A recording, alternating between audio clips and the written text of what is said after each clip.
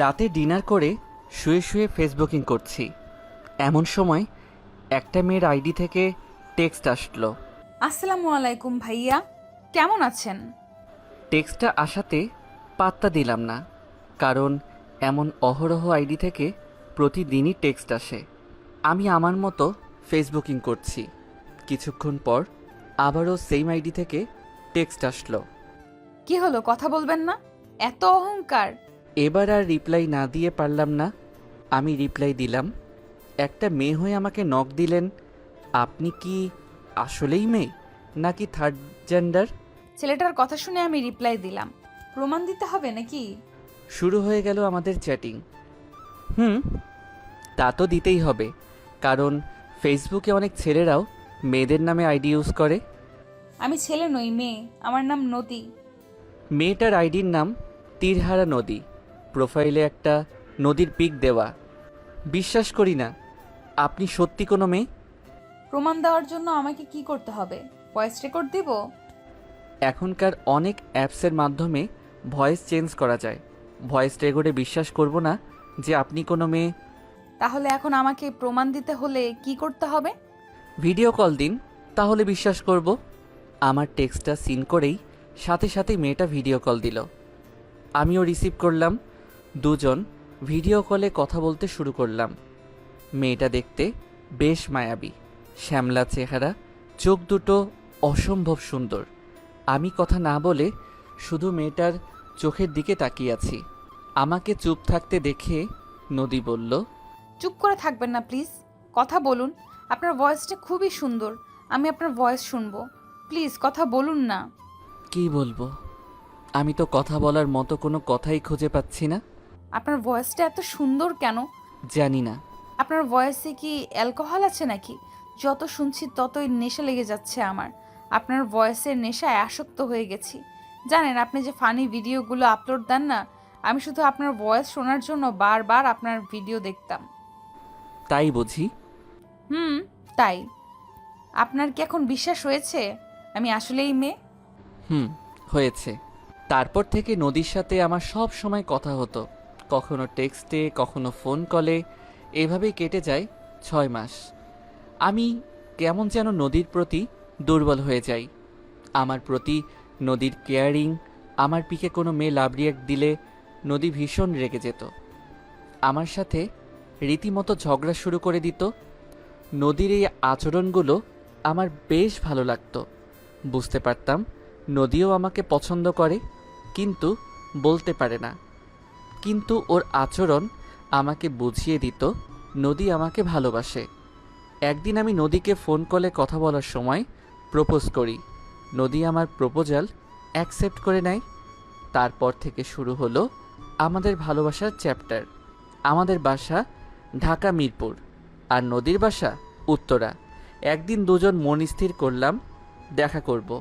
দিন ঠিক করলাম, সামনের 14ই ফেব্রুয়ারিতে দেখা করব। আমি 14ই ফেব্রুয়ারি দিনকে সকাল 9টার দিকে বাইক নিয়ে বেরিয়ে পড়লাম নদীর সাথে দেখা করার জন্য। আমি উত্তরার একটা পার্কে গিয়ে নদীকে কল দিয়ে চলে আসতে বললাম। আমি আগে থেকেই রেডি হয়েছিলাম। রোদ্দুরের কল পেয়ে ওর কথা মতো পার্কে চলে গেলাম। পার্কের ভেতরে প্রবেশ করে দেখলাম রোদ্দুর একটা বেঞ্চে বসে আছে, হাতে লাল গোলাপের তোড়া নিয়ে। আমি ধীর গতিতে রোদ্দুরের কাছে যেয়ে বললাম, অনেকক্ষণ ওয়েট করিয়ে ফেললাম, সরি।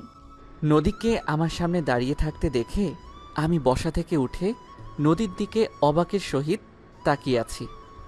নদী মুচকি হেসে বলল, কি দেখছো এভাবে? আমি বিরক্তি নিয়ে বললাম, কিছু না। নদীকে ভিডিও কলে কথা বলার সময় শ্যামলা লাগতো, যখন পিক চাইতাম পিকে অনেক সুন্দর লাগতো দেখে। কিন্তু নদী বাস্তবে শ্যামলাও নয়, অনেকটা কালো। আমার সাথে নদীকে মানায় না, এসব মনে মনে ভাবছি। হঠাৎ নদী বলল, ফুলগুলো কার জন্য এনেছো? আমি কয়েক সেকেন্ড চুপ থেকে মিথ্যে কথা বললাম। আসার সময় আমার একটা ফ্যান আমাকে দিল। আমার পেজের ভিডিও দেখে সে আমার নাকি ফ্যান হয়ে গেছে অনেক দিন যাবৎ। হঠাৎই দেখা হলো, তাই ফুলের তোড়া দিল। খেয়াল করলাম আমার কথা শুনে নদীর মন খারাপ হয়ে যায়। হয়তো ভেবেছিল আমি ফুলগুলো তার জন্য এনেছি, এটা ভেবেই হয়তো মন খারাপ করেছে। নদী মাথা নিচু করে আছে। আমি নদীকে বললাম, দাঁড়িয়ে রইলে কেন, বসো। নদী বেঞ্চে বসলো, আমিও বসলাম। নদীর থেকে কিছুটা দূরত্ব রেখে আমাকে এভাবে দূরত্ব রেখে বসতে দেখে নদী বলল, তোমার কি কোনো কারণে মন খারাপ? এমনি। কি হয়েছে তোমার? আমার দিকে তাকাচ্ছ না কেন? মাথা নিচু করে মাটির দিকে তাকিয়ে কি দেখছো? তোমাকে একটা কথা বলি। বলো। দেখো নদী, তোমার সাথে আমার আর রিলেশন রাখা সম্ভব নয়। আমি ব্রেকআপ করতে চাই। আমার কথা শুনে নদীর চোখ জোড়া নোনা জলে ভিজে আসে। নদী মাথা নিচু করে কাঁদছে। আমিও আর কোনো কথা না বলে মাথা নিচু করে চুপচাপ আছি। কয়েক মিনিট পর আমি চোখের পানি মুছে কান্না ভেজা গলায় রোদ্দুরের দিকে তাকিয়ে বললাম, আমি জানি রোদ্দুর, তুমি কেন আমার সাথে ব্রেকআপ করতে চাইছো। আমি দেখতে কালো তো, তাই বাস্তবে আমাকে দেখে এখন আর তোমার ভালো লাগছে না। জানো রোদ্দুর, কালো মেয়েদের কি শুধু গল্প উপন্যাসের শোভা পায়? বাস্তবে আসলে কালো মেয়েরা অবহেলার পাত্রী। কালো মেয়েদেরকে কেউ ভালোবাসে না, কেউ বোঝেই না। কালো মেয়েদেরও একটা মন আছে, সেই মনে অফুরন্ত ভালোবাসা আছে। কালো মেয়েদেরও ইচ্ছে হয় কাউকে ভালোবাসতে। ভালোবাসার মানুষের সাথে ঘর বাঁধার স্বপ্ন কালো মেয়েরাও দেখে। একটা কালো মেয়ের বাবা মারাও সবসময় টেনশনে থাকে কিভাবে তার কালো মেয়েটাকে বিয়ে দিবে, না জানি যৌতুক হিসেবে কত টাকা দিতে হবে। আমি তো তোমাকে বলেছিলাম আমি কালো, আর তুমি আমাকে বলেছিলে তুমি আমার গায়ের রং দেখে নয়, মন দেখে বেসেছো ভালো। আমি নাকি তোমার ঘরের হব চাঁদের আলো। ভুলে গেছো তোমার সেই ছন্দময়ী কথা? আমি কিন্তু ভুলিনি, ভুলবো কি করে বলো? তুমি তো আমাকে স্বপ্ন দেখিয়েছিলে ঘর বাঁধার। তুমি নাকি আমাকে একটা সুন্দর সংসার দেবে, তোমার সন্তানের মা বানাবে আমাকে। নদী কথাগুলো বলছে আর অঝরে ফুপিয়ে কাঁদছে, আর আমি চুপচাপ বসে নদীর কথা শুনছি। আমি কান্না করতে করতে আবারও বলতে শুরু করলাম, তুমি যখন যা বলেছো তাই করেছি। কত নগ্ন পিক চেয়েছো, ব্রেকআপ হয়ে যাওয়ার ভয়ে আমি নগ্ন পিকও দিতে দুবার ভাবিনি। ভিডিও কলে কথা বলার সময় ওড়না তো গায়ে রাখতেই দিতে না। আমি তোমার কথা মতোই ওড়না সরিয়ে কথা বলতাম, তবুও দেখো তোমাকে ধরে রাখতে পারলাম না। সেই তুমি আমার গায়ের রঙের জন্য সম্পর্কটা নষ্ট করেই দিলে। গায়ের রঙটাই কি সব রোদ্দুর? তোমার কাছে মনের কি কোনো দাম নেই? আবেগ দিয়ে জীবন চলে না নদী, বাস্তবতা অনেক কঠিন। মনের থেকে রূপের দাম বেশি। আমার ফ্যামিলির কেউই তোমাকে পছন্দ করবে না, মেনেও নিবে না। আমি আমার মা বাবার একমাত্র ছেলে। তারা চায় তাদের ছেলের বউ অনেক সুন্দরী হবে। ফোনের স্ক্রিনে তোমাকে শ্যামবর্ণ লাগতো, কিন্তু তুমি যে বাস্তবে অনেকটাই কালো। আমার সাথে তোমাকে মানায় না। সরি, আমার কিছুই করার নেই। কথাটা বলেই আমি বসা থেকে উঠে হাতের গোলাপের তোড়াটা ছুঁড়ে ফেলে দিয়ে নদীকে বললাম, ভালো থেকো। আর আজকের পর থেকে আমার সাথে ভুল করেও যোগাযোগ করার ট্রাই করবে না। আমার কথা শুনে নদী বসা থেকে উঠে কান্না করতে করতে বলল, আমার ভালো থাকাটা কেড়ে নিয়ে তুমি আমাকে বলছো ভালো থাকতে? আমি ভালো থাকতে পারবো না রোদ্দুর, আমি তোমাকে অনেক ভালোবাসি। প্লিজ সম্পর্কটা নষ্ট করে দিও না। তোমার সাথে কথা বলতে না পারলে মনে হয় যেন আমার নিঃশ্বাসটা বন্ধ হয়ে যায়। রোদ্দুর, আমার চোখের পানি মিথ্যে নয়, আমার খুব কষ্ট হচ্ছে রোদ্দুর। প্লিজ তোমার পায়ে পড়ি, সম্পর্কটা ভেঙে দিও না। খুব ভালোবাসি তোমাকে আমি।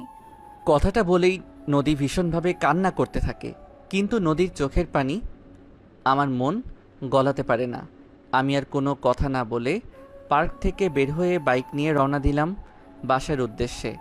রোদ্দুর চলে যায় আমাকে একা ফেলে। আমি বেশ কিছুক্ষণ বেঞ্চের ওপর বসে কান্না করতে থাকি আর ভাবি নিজেকে আমি প্রতিষ্ঠিত করব। আমি জীবনে পড়াশোনা করে অনেক বড় হব।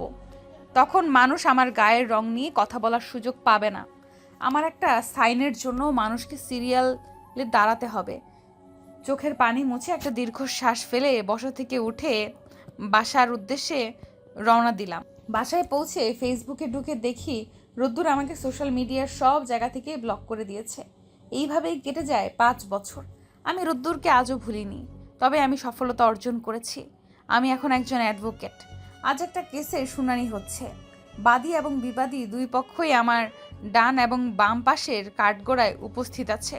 আমি নদীকে অ্যাডভোকেটের চেয়ারে বসে থাকতে দেখে অবাকের সহিত তাকিয়ে আছি। তবে রোদ্দুরকে 5 বছর পর আমার সামনে দেখে আমি মোটেও অবাক হইনি। জজ সাহেব এসে অনুমতি দিলেন কেস শুরু করার। আমি মুচকি হেসে আমার সুন্দরী মক্কেলের কাঠগড়ার সামনে গিয়ে বললাম, তো আপনি এখন কি করবেন? বিবাদী পক্ষের সাথে আপোষে আসতে চান নাকি সংসার করবেন? আমার কথা শুনে রোদ্দুরের স্ত্রী বলল, না, আমি ওর সাথে সংসার করব না, আমার ডিভোর্স চাই। আমি বললাম, ডিভোর্সটা দিয়েই দিন। যার মন সুন্দর নয় তার সাথে কি আর সংসার করা যায়? আমার কথা শুনে রোদ্দুর আমার দিকে অপলক দৃষ্টিতে তাকিয়ে আছে। হয়তো বুঝতে পেরেছে আমি কেন কথাটা বললাম। তর্ক বিতর্ক কথার শেষে বাদী পক্ষের কথার উপর ভিত্তি করে কেসের রায় হয়।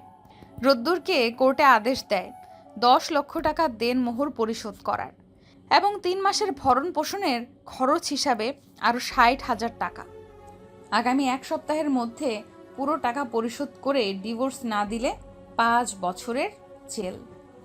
রায় শুনে আমি মুচকি মুচকি হাসছি, আর রোদ্দুরের চোখের কোণে নোনা জল চিকচিক করছে। আমি আদালত কক্ষের বাইরে এসে আমার উকিলের কাছে জানতে পারলাম নদী একজন ডিভোর্স স্পেশালিস্ট উকিল, আর নদীর হাজবেন্ড একজন জজ। যিনি রায় দিলেন তিনি নদীর হাজবেন্ড, দেখতেও অনেক হ্যান্ডসাম, ফর্সা। আমি একটা দীর্ঘশ্বাস ফেলে কোর্ট থেকে বাসার উদ্দেশ্যে রওনা দিলাম। আমার ওয়াইফও ভীষণ সুন্দরী, কিন্তু তার চরিত্র ভালো না। নিজেই পরকীয়া করত, আমার সাথে অশান্তি করত, আবার নিজেই আমার নামে মিথ্যে নারী নির্যাতনের মামলা দিয়েছে। আজ নদীর কারণে আমার ওয়াইফ কেসে জিতে যায়, হেরে যাই আমি। আজ কেন যেন বারবার নদীর সাথে ফেলে আসা সেই দিনগুলোর কথা খুব বেশি মনে পড়ছে।